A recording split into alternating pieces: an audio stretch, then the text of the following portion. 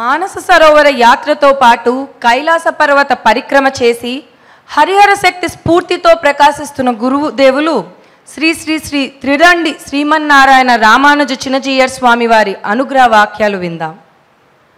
ఆపదామపహర్తారం దాతారం సర్వసంపదాం లోకాభిరామం శ్రీరామం భూయో భూయో నమామ్యహం.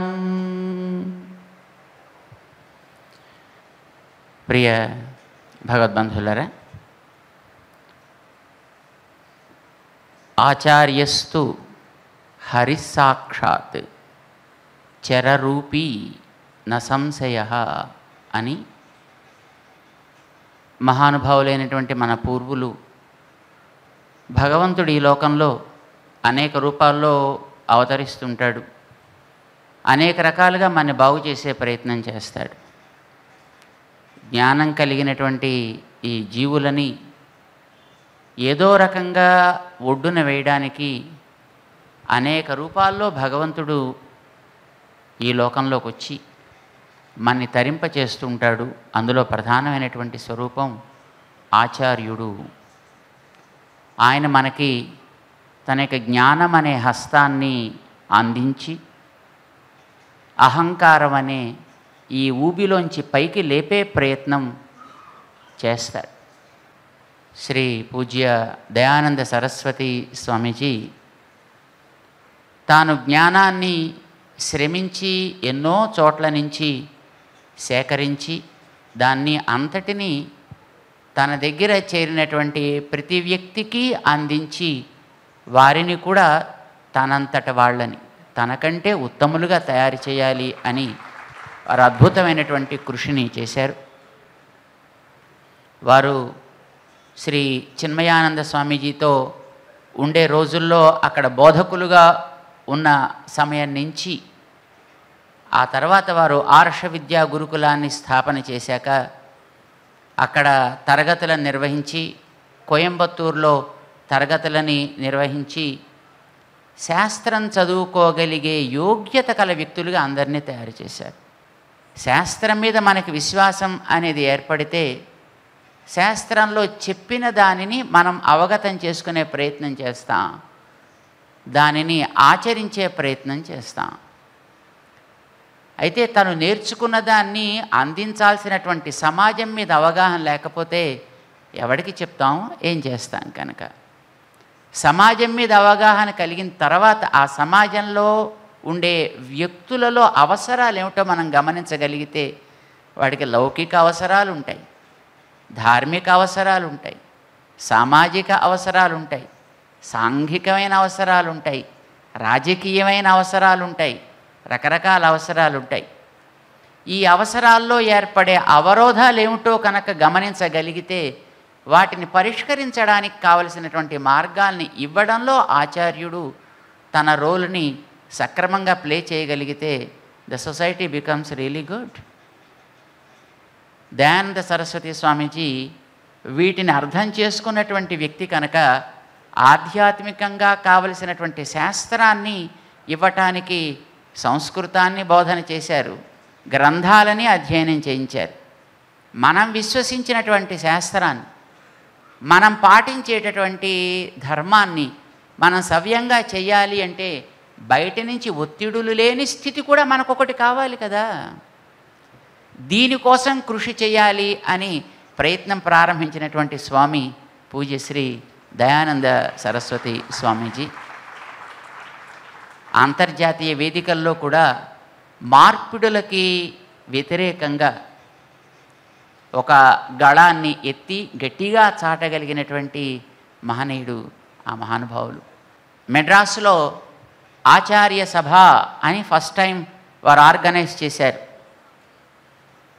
అందరినీ కూడా చక్కగా పిలిచి కొన్ని రకాలైనటువంటి విషయాలని అందించి అందులో వారి వారి యొక్క అభిప్రాయాలని ఒక రెజల్యూషన్స్గా తీసుకురావాలి అని మంచి ఆశయంతో వారు దాన్ని 3 రోజుల కార్యక్రమంగా రూపొందించారు. స్వామీజీకి చక్కటి సౌశీల్యం ఒకటి ఉంది. సౌశీల్యం అంటే అందరితోటి కలిసిమెలిసి ఉండేటటువంటి మనస్తత్వం. ఆరమరికలు లేకుండా పెద్దవాళ్లతోటి చిన్నవాళ్లతోటి కూడా కలిసిపోగలిగే ఒక మనస్తత్వాన్ని సౌశీల్యం అని అంటారు. అది స్వామీజీలో నిండుగా ఉండడం చేత అందరినీ చక్కగా మెప్పించి అందరినీ ఒక త్రాటి మీదకి తెచ్చేటటువంటి కృషిని అమోఘంగా చేశారు. సుమారుగా 453 మందిలో ఎంతమందినో స్వామీజీ మంచి శిష్యులుగా తయారు చేశారు. వారందరికీ కూడా గ్రంథము రావాలి, గ్రంథం తెలియాలి, గ్రంథం మీద మాట్లాడగలగాలి తప్ప కేవలం ఆకాశ పంచాంగం పనికిరాదు. ఇది స్వామీజీకి దృఢంగా ఉన్నటువంటి నిశ్చయం. అందుకే వారు తమ ఆశ్రమంలో జరిపేటటువంటి విద్యా బోధనలో సంస్కృతాన్ని నేర్పించి గ్రంథాలని గ్రంథాలుగా వాటికి ఉండేటటువంటి పెద్దలు అందించిన వ్యాఖ్యానాలని అతిక్రమించకుండా అధ్యయనం చేసే క్రమానికి వారు శ్రీకారం చుట్టి అది లౌకికంగా ఉండే వాళ్ళల్లో కూడా తీసుకువెళ్ళగలిగే యోగ్యులుగా తమ శిష్య బృందాన్ని అంతటిని కూడా తయారు చేశారు. చాలామంది ఆశ్రమాల్లో మనం చూస్తాం, they also go through the courses, they also undergo the training in the ashrams intensively. కానీ వాళ్ళు శాస్త్రాల మీద మాట్లాడవలసినటువంటి స్థితి వచ్చేటప్పటికి ప్రమాణం ఉండదు. మాట్లాడతారు కానీ ప్రమాణంతో మాట్లాడగలిగే వ్యక్తుల్ని పూజ్యశ్రీ దయానంద స్వామీజీ మహారాజ్ వారు తయారు చేశారు. ఋషికేశంలో వారు ఆర్ష విద్యా గురుకులాన్ని ప్రారంభించినప్పటి నుంచి మాకు వారితోటి పరిచయం ఉంది. అదృష్టం అనుకుంటాం మేము. ఋషికేశంలో వారి ఆశ్రమం ప్రక్కనే మా ఆశ్రమం కూడా ఉంది. లేదా ఎప్పుడైనా ఎక్కడైనా కార్యక్రమం జరిగితే వారు అక్కడ ఉండడం తటస్థిస్తే వారు కూడా వచ్చి కార్యక్రమాన్ని బ్లెస్ చేస్తూ ఉండేవారు. అక్కడ ఏదైనా కార్యక్రమం జరిగినప్పుడు మేము అక్కడ ఉండడం తటస్థిస్తే స్వామీజీని మేము కూడా కొంతసేపు కలిసి వారితో సత్సంగాన్ని చేసేటటువంటి అవకాశం మేము పొందుతూ ఉండేవాళ్ళం. అలాగే చాలాసార్లు మేము స్వామీజీని కలవడం జరిగింది. వారికి ఉండేటటువంటి సౌమ్యతని మేము చాలా రకాలుగా చూసాం. ఏదో ఒకనాడు ఈ లోకంలో వారు సాక్షాత్కరిస్తారు, అవతరిస్తారు కనుక వారికి పుట్టుక ఉంటుంది. పుట్టుక అవతారమా అంటే పుట్టుకనే అంటాం మనం. ఎందుకనంటే వారు కూడా మనలానే వస్తారు, మనలానే తిరుగుతారు, మనలానే మాట్లాడతారు, మనతోటే ఉంటారు. అంచేత అలాంటి మహనీయులకి ఈ భూమిలోకి రాక ఉంటుంది తప్ప ఇక్కడి నుంచి వెళ్ళడం ఉండదు. కారణం మనం జ్ఞానస్వరూపులం. జ్ఞానం అనేది ఎప్పుడు ఈ ప్రపంచంలో దానిని నేర్చిన వ్యక్తులు ఉన్నంత వరకు సజీవంగానే ఉంటుంది. అంచేతనే ఆచార్యులకి జన్మ ఉంటుంది తప్ప మృత్యు అనేది ఉండదు. వారు అందించిన జ్ఞానం ఎంతెంతవరకు కొనసాగుతూ వెడుతూ ఉంటుందో దాన్ని నేర్చుకున్నటువంటి శిష్యులు, ప్రశిష్యులు, వారి శిష్యులు, వారి శిష్యవర్గం ఈ పరంపర సాగుతున్నంత వరకు వారు మన మధ్య జ్ఞానస్వరూపులై వేంచేసే ఉంటారు. ఆచార్యుల యొక్క ఎప్పుడూ కూడా శాశ్వతత్వం ఈ లోకంలో ఉంటుంది. భగవంతుడు ఆ రకంగా శ్రీ పూజ్య దయానంద స్వామీజీ ద్వారా ఎంతోమంది మహానుభావుల్ని తయారు చేశాడు. అలాంటి మహనీయుల యొక్క శుశ్రూషలో ఉన్నటువంటి మన శ్రీ పూజ్య పరిపూర్ణానంద స్వామీజీ వారి యొక్క శిక్షణలో అద్భుతంగా తయారైనటువంటి ఒక మంచి మాణిక్యం అని మేము అనుకుంటూ ఉంటాం ఎప్పుడు కూడా. ఎందుకనంటే వీరి మాటలలో, వీరి చేతలలో దయానంద స్వామీజీ వారి యొక్క ప్రతిభ పూర్తిగా సొంతం చేసుకున్నారు. అది వారిలో కనిపిస్తూ ఉంటుంది. అంటే ఆచార్యుల యొక్క ఉపదేశానికి ప్రత్యక్షంగా పాత్రులైనటువంటి మహనీయులు పరిపూర్ణానంద స్వామీజీ. వారు తమ ఆచార్యుల ద్వారా గ్రహించిన దానిని ఇంకా లోకంలో ఎంతోమంది ద్వారా సేకరించిన దాంతో చక్కగా మెరుగులు దిద్దుకుని వీరు సమాజానికి చక్కగా అందించేటటువంటి ప్రయత్నం చేస్తున్నారు.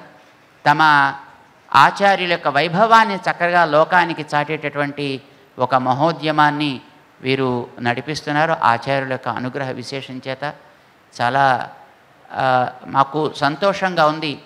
శ్రీ పూజ్య దయానంద సరస్వతి స్వామీజీ వారు ఎప్పుడూ ఇలాగ తమ యొక్క శిష్యుల ద్వారా వారు చేయదలుచుకున్నటువంటి ఒక మిషన్ కొనసాగించేటట్టు వారు చేస్తుంటారు అని మేము విశ్వసిస్తాం.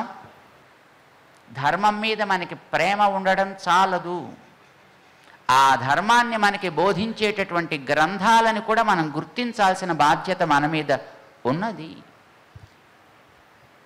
మన గురువుల మీద మనకు ఉండేటటువంటి ప్రేమ ఫలవంతం కావాలంటే వారందించే జ్ఞానానికి ఆధారాలు, మూలాలు ఏవో వాటిని కూడా మనం గుర్తించి వాటిని గురించినటువంటి కనీస పరిజ్ఞానం పొందాల్సిన బాధ్యత మనందరి మీద ఉన్నది.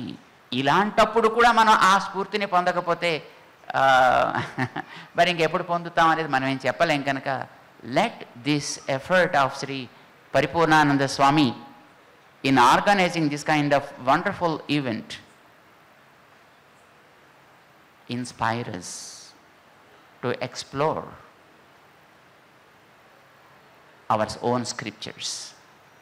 వాటిల్లో ఉండే వాటిని తెలుసుకోవడానికి వీలయ్యే ఒక కృషిని మనం చేసేటట్టుగా మనకు ఒక స్ఫూర్తిని, ఒక ప్రేరణని ఇది కలిగించాలి అని మేము ఆచార్యుల శ్రీ పాద సన్నిధిలో ప్రార్థన చేసుకుంటూ దీన్ని చక్కగా పెద్దల ద్వారా స్ఫూర్తిదాయకంగా ఆర్గనైజ్ చేస్తూ ఆచార్యులు అందించినటువంటి ఒక జ్ఞానానికి సార్థకతని కలిగించుకుంటున్నటువంటి పూజ్యశ్రీ పరిపూర్ణానంద స్వామి వారికి వారు చేసే కృషి 10 100 1000 గుణితంగా ఇది పెరగాలి అని మేము భగవంతుడిని ప్రార్థన చేస్తూ వారికి అనేక మంగళాశాసనాలు చేస్తున్నాం. జై శ్రీమన్నారాయణ. నేటి ఈ కార్యక్రమానికి ముఖ్య కారకులు, ప్రేరణనిచ్చిన వారు స్వామి దయానంద సరస్వతి వారి వద్ద 2 దశాబ్దాలు శిష్యరికం చేసి హిందూ ధార్మిక మూలాల్ని ఔపోసన పట్టిన శ్రీపీఠం వ్యవస్థాపకులు పూజ్య శ్రీ శ్రీ పరిపూర్ణానంద స్వామి వారి నుండి కొన్ని స్ఫూర్తి వాక్యాలు విందాం. ముందు స్వామివారి దగ్గర అంతేవాసిగా ఉంటూ వారి దగ్గర విద్య అధ్యయనం చేసి వారి ద్వారా సన్యాసాన్ని స్వీకరించినటువంటి నా ముందు కోర్సులోను తర్వాత కోర్సులోను ఉన్నటువంటి వాళ్ళు ఇక్కడ ఉన్నారు. వాళ్ళు వచ్చి స్వామివారికి పుష్పాంజలి సమర్పిస్తారు. వాళ్ళందరూ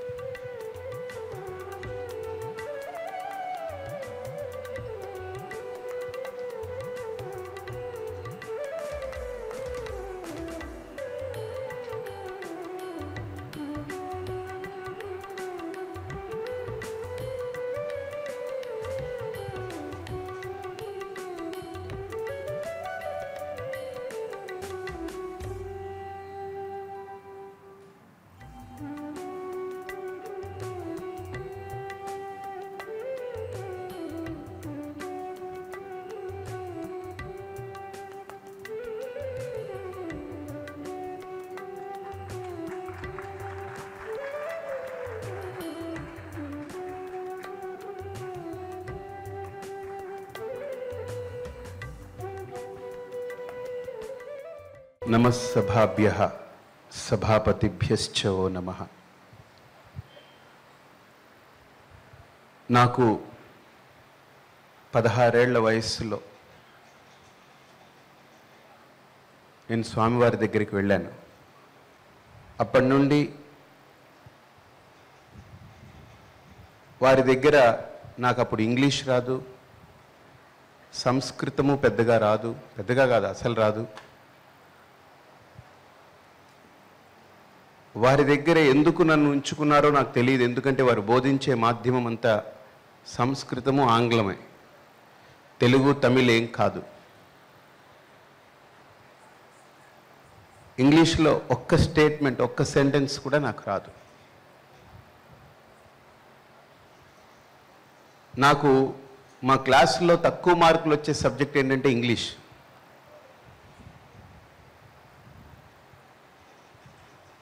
ఎందుకు అని అడిగితే మా టీచర్ని అడిగేవాడు, నీకు ఎందుకు తక్కువ మార్కులు వస్తున్నాయంటే చాలా కన్ఫ్యూజన్గా ఉందని అనేవాడు. ఏమైనా అడిగితే ఆర్ఏఎంఏ రామ, ఆర్ఏఎంఏ రమ రెండూ ఒకటేగా ఉంటే కన్ఫ్యూజన్ రాకుండా ఏమొస్తుందని అడిగేవాడిని. అలాంటి నాకు ఆయన ఔదార్యం ఏంటనంటే, వాడు ఇక్కడే ఉంటాడు. మాకు సంస్కృతం నేర్పేటువంటి ఆచార్యుడు ఒక ఆయన, ఈయన చాలా చిన్నపిల్లవాడండి, ఇంకా చాలా ప్రాయం ఉంది, చదువుకొని వస్తే బాగుంటుంది, బయట అట్లీస్ట్ డిగ్రీ అయినా చేస్తే బాగుంటుంది, కొంత అవగాహన ఉంటుంది అంటే స్వామీజీ అన్నారు, డూ యు నో, నేను కూడా 10th క్లాసులో చాలా ఇబ్బంది పడ్డానన్నారు. అని నా మీద ఆయన చూపించిన అవ్యాజమైనటువంటి కరుణ, వాడు ఇక్కడే ఉంటాడు అన్నారు. ఆయన అన్న మాటకి ఇక్కడే కాదు, ఇక ఎప్పటికీ ఉండిపోయేలాంటి ఒక అనుగ్రహాన్ని ఇచ్చారు. అయితే చాలా సభల్లో చూస్తూ ఉంటా, నన్ను ఆఖరికి నెట్టేస్తారు.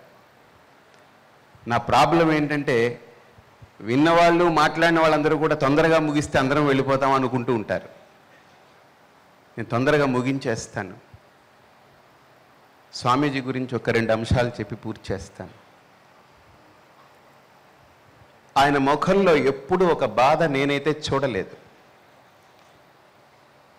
నా 26 ఏళ్ళు 27 ఏళ్ళు నాకు వారితో అనుబంధం. ఒక్కరోజు ఒక బాధ చూడలేదు, ఒకరి పట్ల ఒక అసహ్యం చూడలేదు, ఒకరిని ఎప్పుడు ఏహ్యంగా చూడలేదు, ఎవరిని అమర్యాదగా పిలవలేదు. చిన్నజీయర్ స్వామి వారికి బాగా అనుబంధం నాకంటే, వారితోటి చాలా అనుబంధం. వారితోటి నాకు చాలా చనువు ఉండేది. నేను చిన్నపిల్లవాడిని, వారి వేదాంతం అంత ఎక్కేది కాదు నాకు. వారితో సరదాగా జోకులు వేసేవాడిని. ఒక తాత మనవుడి లాంటి ఒక అనుబంధం ఉండేది. నేను కాళ్ళు ఒత్తేవాడిని రోజు రాత్రి వెళ్ళి. ఆయన ఇంకా చెప్పు అనేవారు. ఒక మంచి అనుబంధం ఉండేది మా ఇద్దరి మధ్య. అలాంటి గురువు స్మితభాషి అనేవారు. ఒక వాక్యం ఉందంటే, స్మితభాషి అని అంటే నవ్వుతూ పలకరిస్తారని. ఎవరైనా కనపడితే మనకు కొద్దిగా కొత్త అని ఉంటుంది, కొద్దిగా ఏదో తెలియనితనం కనపడుతుంటుంది. ఆయనకి ఎవరో తెలియదు. అతను మొట్టమొదటిసారి స్వామివారి దగ్గరికి వస్తారు. ఎన్నప్పా ఎప్పుడు ఇరుక్కాయ్? అదే ఆడవాళ్ళు వెళ్ళారనుకో, ఎన్నమ్మా ఎప్పుడు ఇరుక్కాయ్, అన్నా ఇరుక్యా. రెండో మాట చాపుడు అంటారు, భోజనం చేయి అంటారు. అంటే ఒక మాతృ హృదయం అనేది నేను వారి దగ్గర చూడగలిగాను. రెండోది,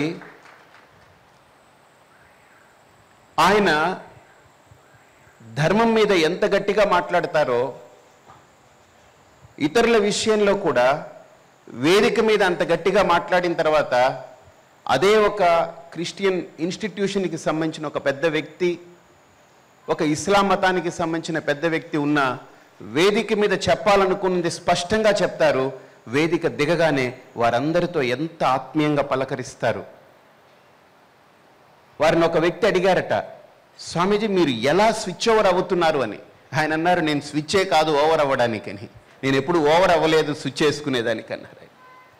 నేను ఏది చెప్పాలనుకున్నానో అది చెప్తానే తప్ప నాకు వ్యక్తితోటి ఇబ్బంది లేదు, వ్యవస్థలతోటి దాన్ని సంస్కరిస్తే చాలనేది. అలాగే నన్ను ఒకరు అడిగారు, స్వామీజీ తల్లి గొప్పది అంటారు, గురువు గొప్ప అంటారు, వీళ్ళిద్దరిలో ఏది గొప్ప అని ఒకసారి చెప్తే బాగుంటుందన్నారు. నేను చెప్పాను, తల్లి గొప్పది అని చెప్పే దాంట్లో రెండో థాట్ లేదు. దాంట్లో రెండో థాట్ ఉందనంటే వాడి తాట తీసేయాలి. తల్లి గొప్పది కాదు అని ఏదైనా మాట్లాడంటే అది తాట తీసేయాలి అంతే. తల్లి గొప్పదే. మరి గురువు గొప్ప అంటే ఈ రెండు గొప్పల్లో ఏది గొప్ప అని అడిగితే నేను ఒకటే మాట చెప్పాను, జన్మనిచ్చేది తల్లి, జన్మరాహిత్యాన్ని ఇచ్చేది గురువు. నిజంగా ఒక గురువు ఒక వ్యక్తికి లభించాడు అని అంటే ఒక గురువు యొక్క వాత్సల్యం ఒక వ్యక్తి మీద పడింది అని అంటే, అందరి మీద ఉంటుంది అని అంటారు కానీ అది చాలా ఆ శిష్యుడు అందుకునే దాన్ని బట్టి కూడా ఉంటుంది. ఆ శిష్యుడి మీద కానీ, ఆ శిష్యురాల మీద కానీ, లేకపోతే ఆ సాధకుడి మీద కానీ ఒక గురువు యొక్క దృష్టి పడింది అని అంటే గురుబుద్ధి విశేషత అంటారు. ఆత్మబుద్ధి సుఖం చైవ గురుబుద్ధి విశేషత పరబుద్ధి వినాశాయ. 3 వాక్యాలే చెప్పుకుందాం. అనుభవము ప్లస్ జ్ఞానము ఈజ్ ఈక్వల్ టు పరిపూర్ణత. అనుభవము మైనస్ జ్ఞానం ఈజ్ అపరిపక్వత, అసంపూర్ణత. ఎలాగిది అనుకునేవాడిని. ఆయన ఒక ఎగ్జాంపుల్ చెప్పారు మా క్లాస్లో.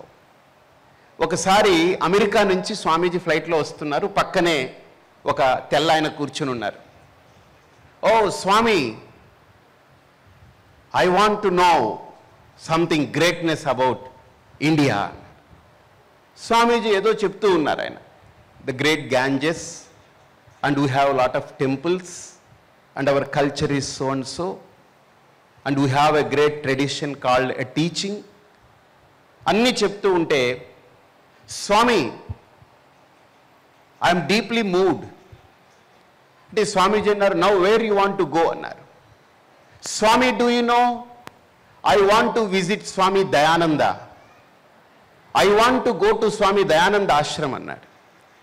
ఈయనే పక్కనే కూర్చోన్నారు. ఈయన ఒకసారి పైకి కిందకి చూశారు. మాకు స్వామీజీ ఆ ఎగ్జాంపుల్ చెప్తూ, అతనికి దయానంద అంటే అనుభవం ఉంది కానీ దయానందని ఎప్పుడు చూడలేదు, అంటే జ్ఞానం లేదు. అందుకని experience minus knowledge is incomplete. అదే దయానంద తెలుసుంటే ఎక్స్పీరియన్స్ తనంత తానుగా వచ్చేస్తుంది అది. So knowledge alone can yield an experience without leaving any doubt or error behind. Knowledge alone can leave a proper remedial experience. మన ధర్మాన్ని ముట్టడి చేయడానికి ఎన్నో ప్రయత్నాలు జరుగుతూ ఉన్నాయి. స్వామీజీ ఒక్క మాట అన్నారు. స్వామీజీ దగ్గర విన్నటువంటి వాటిల్లో నేను బాగా గమనించి, నేను కూడా అప్పుడప్పుడు ఒక్కొక్క వాక్యాలను అలాగా, అంటే నేను ఇన్ ది సెన్స్ అలా వస్తూ ఉంటుంది ఆయన బ్లెస్సింగ్స్తో. ఒక సభలో ఒక ఆయన నన్ను అడిగారు, మీరేంటండి హిందూ మతం కాదు హిందూ ధర్మం అంటారు. ఇందాక జ్ఞానదానంద స్వామి అన్నారు, దిస్ ధర్మ ఈజ్ వెరీ గ్రేట్ అని. Really I was thrilled. మీరు మతం కాదు ధర్మం అంటారేంటి అన్నారు. అయ్యో, మతానికి ధర్మానికి చాలా తేడా ఉందయ్యా అన్న. ఏమిటండి తేడా అని అడిగితే నేను చెప్పాను, మతం అంటే డబ్బా పాలు, ధర్మం అంటే తల్లిపాలయ్యా, అంతకంటే నువ్వు గుర్తిస్తే సరిపోతుంది. డబ్బా పాలు ప్రచారం చేసుకోవాలి, డబ్బా కొట్టుకోవాలి. తల్లిపాలు ప్రచారం చేస్తే చాలా ప్రాబ్లం కూడా అది. తల్లిపాలుని బిడ్డ హాయిగా స్వాంతనతో ఆస్వాదిస్తుంది. అది బిడ్డకు ఒక పుష్టినిస్తుంది. కాబట్టి స్వామీజీ ఇచ్చేటువంటి ఒక్కొక్క ఎగ్జాంపుల్. ఒకసారి స్వామి దగ్గరికి వచ్చి ఒక ఆయన, మీరందరూ విగ్రహాలని పూజిస్తారన్నాడు ఆయన. మీరు రాళ్ళని పూజిస్తాడన్నాడు ఆయన. మీరు విగ్రహాలని పూజిస్తారన్నారు ఆయన. స్వామీజీ అడిగారు, మరి మీరు దేన్ని పూజిస్తారని అడిగారు. మేము సృష్టిని పూజించాం, మేము సృష్టికర్తని పూజిస్తామన్నారు ఆయన. ఓ, మేము సృష్టిని పూజించాం, మేము సృష్టికర్తని పూజిస్తామన్నారు ఆయన. వాడు ఎక్కడున్నాడో ఒకసారి చెప్పవయా అన్నాడు. సృష్టికర్త ఎక్కడున్నాడో చెప్పు, పూజిస్తానన్నాడు. సృష్టికర్త అంతటా ఉన్నాడు. మరి అంతటా ఉంటే ఎలా పూజిస్తావా నువ్వు అన్ని? అంతటా ఉన్నవాడిని ఏమని పూజిస్తావు? నువ్వు ఏమని చెప్తావు? అంతటా ఉన్నాడండి సృష్టికర్త అన్నాడు. What is your opinion regarding సృష్టికర్త? They are not clear. వాడికి క్లారిటీ లేదు. ఆయన అన్నారు, సృష్టికి సృష్టికర్తకి మధ్య చిన్న వ్యత్యాసం ఉందయా. అర్థం కాకపోతే సృష్టి, అర్థం అయితే పరమాత్మ అన్నాడు ఆయన. ఉపనిషత్ డిక్లేర్ చేసింది, ఈశావాస్యం ఇదం సర్వం యత్కించ జగత్యాం జగత్. ఎంత అద్భుతమైనటువంటిది. భగవద్గీతలో కూడా కృష్ణుడు ఒక మాట అంటాడు, పండితాహ సమదర్శినః అన్నారు. గురువుగారు అంటారు స్వామీజీ, సమదర్శిత్వం అంటే అన్నిటినీ ఒకటి చేసి చూడడం కాదు, సమ్యక్ దర్శనమేవ సమదర్శనం. అంటే నాకు పరమాత్మ తప్ప రెండవది కనపడని స్థితికి తీసుకెళ్లడమే జ్ఞానం యొక్క లక్షణం. అందుకనే మా గురువుగారు అంటారు, ఆరాధించేటప్పుడు దేవుడు నేను భక్తుడు అనేటువంటి భావనతో ప్రారంభమవుతుంది భక్తి. That's what our Indian system has delivered. భారతీయ సంస్కృతి అది నేర్పింది. ఎలాగనంటే దేవుడు పరమాత్మ, నేను భక్తుణ్ణి అనేటువంటి ఒక గొప్ప పవిత్రమైన విశ్వాసము, దృఢమైన ఒక నమ్మకం. That is a trust, it is not faith. శ్రద్ధ వేరు, విశ్వాసం వేరు. రకరకాలుగా మనం వాడుతూ ఉంటాం.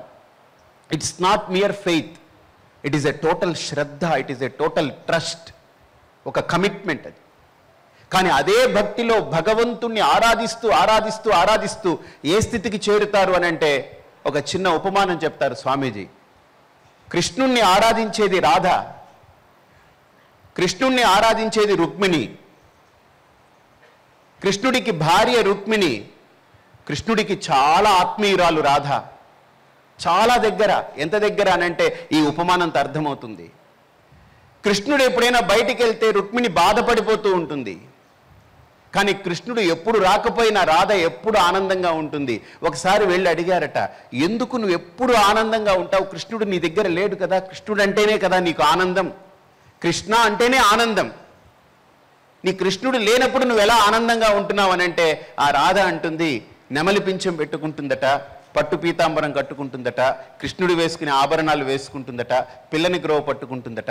ఆవిడలా నించుని కృష్ణుడు ఎక్కడో లేడు, నేనై ఉన్నాననే ఆనందాన్ని అనుభూతి పొందుతూ ఉంటుంది ఆవిడ. రుక్మిణికి కృష్ణుడు వేరే ఉపాధిగా ఉన్నాడు, కానీ రాధకు కృష్ణుడు ఉపాధితో లేడు, సమస్తము తానే ప్రకాశిస్తున్నాడు. అందుకే ఇందుగలడు అందు లేడని సందేహము వలదు, చక్రి సర్వోపగతుండు నీవెందెందు వెదకి చూచిన నందందే గలడు. హిరణ్యకశిపుడు, ఏడ్రా నీ హరి, నిన్ను నరికేస్తాను అన్నాడు ఆయన. ఈ స్తంభంలో ఉన్నాడా, చూపించు పగలగొడతానన్నాడు. ప్రహ్లాదుడు అన్నాడు, స్తంభం అంటావు, ఖమ్మం అంటావు, నువ్వు గుర్తుపెట్టుకోనన్నా, ఇక్కడ అక్కడ అని కాదయ్యా, అంతటా ఉన్నాడు హరి, అందరికీ శ్రీహరే అంతరాత్మ అన్నాడు ఆయన. అంటే అంతటా దర్శించగలిగిన ప్రహ్లాదుణ్ణి మనం ఈరోజు ఒక గొప్ప జ్ఞానిగా, భక్తుడిగా ఆరాధిస్తున్నాం. ఇక్కడున్నాడా అక్కడున్నాడా, దాన్ని పగలగొడతా దీన్ని పగలగొడతా అనుకున్నటువంటి హిరణ్యకశిపుడి యొక్క వారసులు గత 800 సంవత్సరాల క్రితంగా మన దేవాలయాలన్నీ పగలగొట్టారు, వాళ్ళు పగిలిపోయారు చరిత్రలో. కానీ పగలగొట్టబడ్డ దేవాలయాలను ఇప్పటికీ ఆరాధిస్తున్నామనంటే that is what the greatness of Hindu dharma. దేవుడు పగలలేదు, మన భక్తి చెరగలేదు, దేవుడు శాశ్వతం. రాయి పగిలినంత మాత్రాన మనకు దేవుడు పగలడు. అది మన భారతీయత. మనకు ఉగ్గుపాలుతో ఔపోసన పట్టినటువంటి ఒక గొప్ప సంస్కృతి మనది. ఆ సంస్కృతిలో పుట్టాము. ఆ సంస్కృతిని, విశ్వవ్యాప్తమై ఉన్నటువంటి ఆ సంస్కృతిని అందరికీ తెలియచెప్తే చాలు అని స్వామీజీ యొక్క ఆశయం. అయితే చివరిగా వారి గురించి అర్థం చేసుకునేటప్పుడు ఎప్పుడూ నాకు తెలిసి 27 సంవత్సరాలు నాకు అనుబంధం. కుమారవేలు గారు ఉన్నారు, ఆయన పుట్టినప్పటి నుంచి స్వామీజీ అనుబంధం బహుశా కదా, ఆయన చిన్నప్పటి నుంచి అనుకుంటా. ఎన్నేళ్ళు అప్పటి నుంచి? 12 ఏళ్ళు. ఆయనకి 12 ఏళ్ళు అప్పటి నుంచి. ఇప్పుడు ఎంత మీకు? Sorry to ask your age. ఎంత? 63. 63 ఏళ్ళు. అంటే సుమారు 61 సంవత్సరాలు, అంటే 51 సంవత్సరాలు స్వామీజీతో అనుబంధం. ఒక్కరోజైనా స్వామీజీ కోపగించుకున్నారా కుమార్జీ? ఒక్కరోజు, ఒక్క అంశంలో? Never, never. ఒక్క అంశం. అసలు మాకే ఒక్కొక్కసారి ఇరిటేషన్ వస్తుంటుంది. ఆయన అంటారు, పాకలంపా పండ్లంపా సుమ్మా ఇరుపా ఎల్లా నడందుడుంపా. ఏమి ఒక సౌశీల్యం స్వామీజీ ఇందాక అన్నట్టు. అలాగే అంత స్వామీజీ చిన్నజీయర్ స్వామివారికి దండం పెడతారు. ఎందుకు అనంటే చిన్నజీయర్ స్వామివారు అంటే అత్యంత అభిమానం. ఎందుకు దండం పెడతారనంటే ఒక వయస్సుతో మాత్రం కాదు, వారి ఉన్న ఆశ్రమం, వారికి ఉన్న దండం, వారికి ఉన్నటువంటి ఒక యతినిష్ట.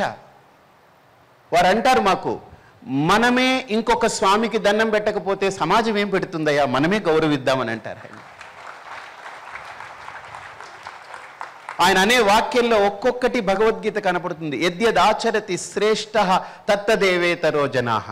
అందుకే చిన్నజీయర్ స్వామి వారు బహుశా ఏ పీఠాధిపతి పిలిస్తే వెళతారో లేదో తెలియదు, కానీ దయానంద స్వామి వారి దగ్గర నుంచి ఒక మాట వచ్చిందని అంటే ఆయన వెంటనే వారు ఎంతో గౌరవిస్తారు, ఆదరిస్తారు, అభిమానిస్తారు. ఈ స్ఫూర్తి సభకు కూడా వారి గురించి అహోబిల స్వామి వారి దగ్గరికి వల్లీశ్వరి గారు వెళ్ళినప్పుడు వెంటనే స్వామివారు ఫోన్ చేసి మరి వారు ఎక్కడో చీరాల్లో ఉంటే నేను ప్రయాణంలో ఉన్నాను, నేను తప్పకుండా వస్తాను స్వామీజీ, వారి స్ఫూర్తి సభకు నేను రాకపోవడమని వారు రావడం. అలాగే ఒక రామకృష్ణ మఠం అంటే స్వామీజీకి ఒక అవ్యాజమైనటువంటి ప్రేమ.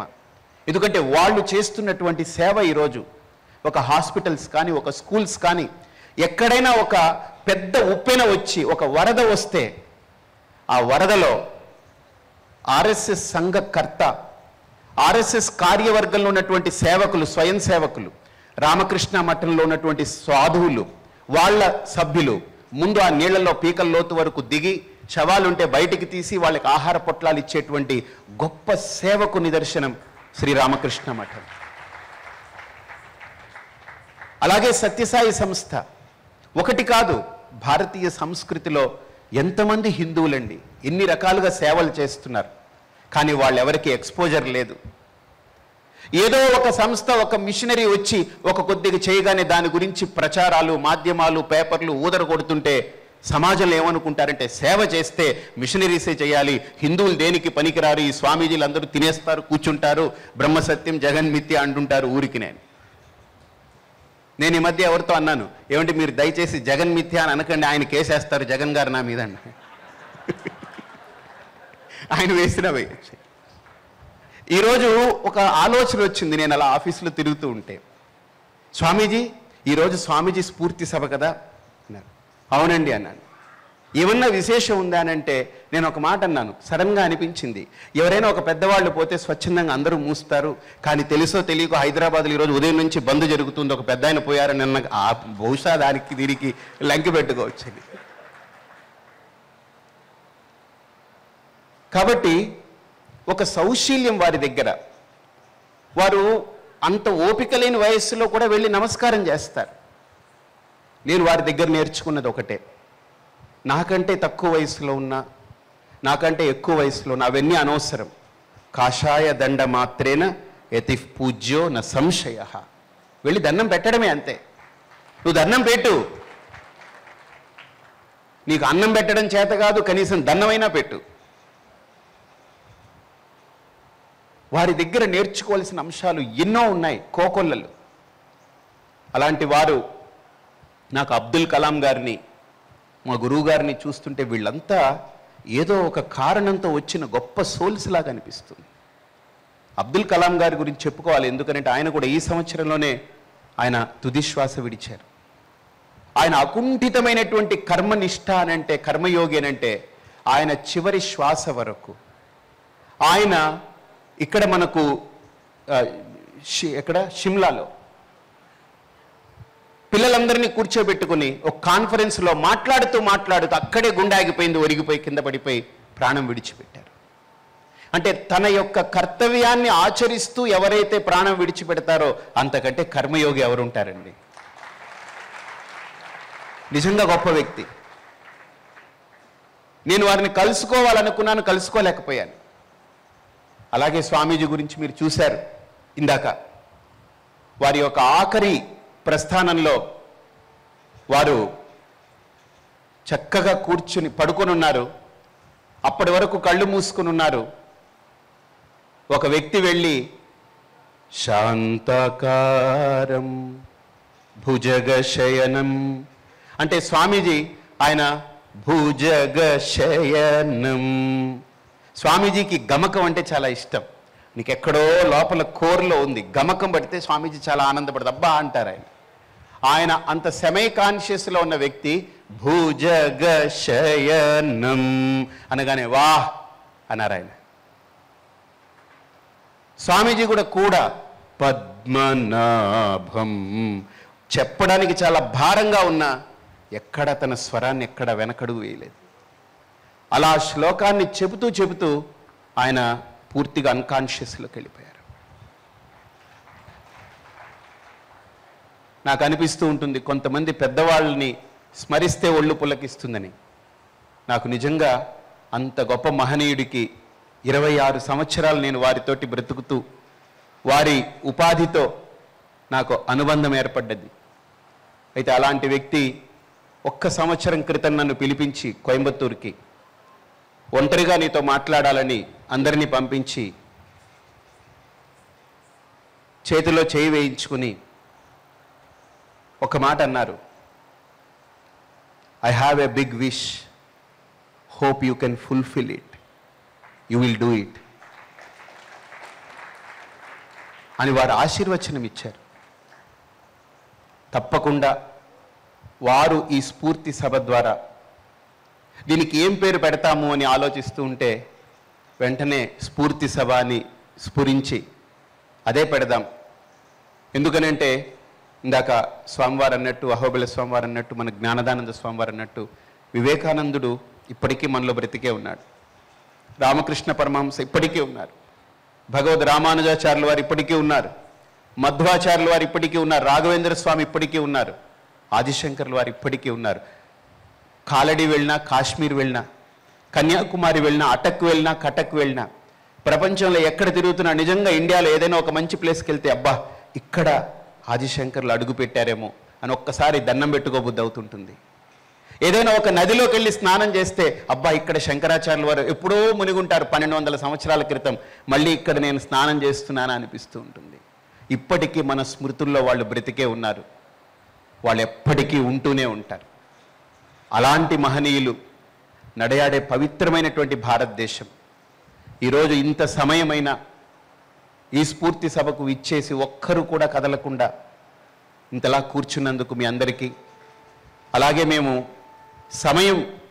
ఎక్కువ సమయం ఇవ్వకుండా వెంటనే రామరాజు గారికి ఫోన్ చేస్తే స్వామీజీ కార్యక్రమం తప్పకుండా మా జలవిహార్లో పెట్టుకోండి అన్నారు. అయితే మేము హాల్లో పెట్టుకుందామని అనుకుంటే వారు అలా కాదు ఇక్కడే పెడదామని అన్నారు. ఆఖరికి వల్లీశ్వరు గారు అందరూ వచ్చి చూసి ఈ క్షేత్రానికి మంచి పేరుందండి జలవిహార్ అని, జలం పక్కనే పెట్టారు, విహారం చేయమని మనల్ని అని పెట్టారు. ఇక్కడ మంచి పాండ్ యా గురు విహార్గా నిజంగా పక్కనే ఇంత మంచి ప్రాంగణాన్ని ఇచ్చి వారు ఎప్పుడు నా కార్యక్రమం కావాలన్నా వెంటనే ఇస్తూ ఉంటారు. ఒకసారి ఇక్కడికి రావాలి వారు, మన రామరాజు గారు దంపతులు ఇద్దరు. అలాగే ఈ కార్యక్రమానికి విచ్చేసినటువంటి వాళ్ళు ఎంతోమంది పెద్దలు ఉన్నారు.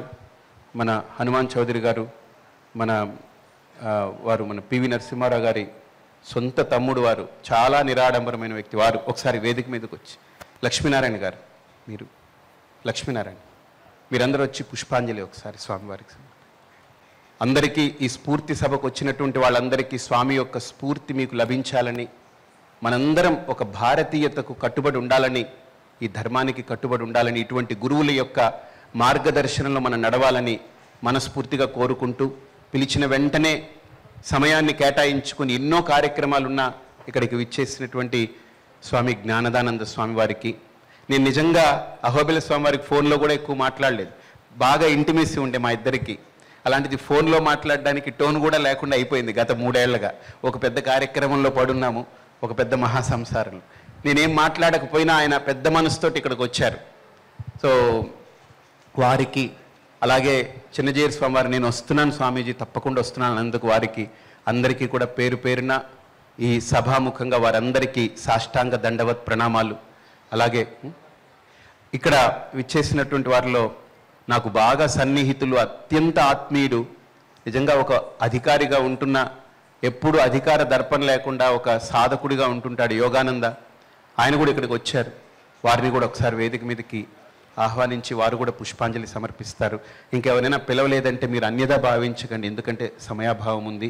కాబట్టి అందరికీ పేరు పేరున కృతజ్ఞతలు తెలియచేస్తూ, స్వామివారి ఆశయానికి నడుం బిగించి సాదరంగా చేసే ఈ కార్యక్రమానికి అందరూ కూడా వెన్నుదన్నుగా ఉంటారని మనస్ఫూర్తిగా కోరుకుంటూ మీ అందరి దగ్గర సెలవు. స్వస్తి.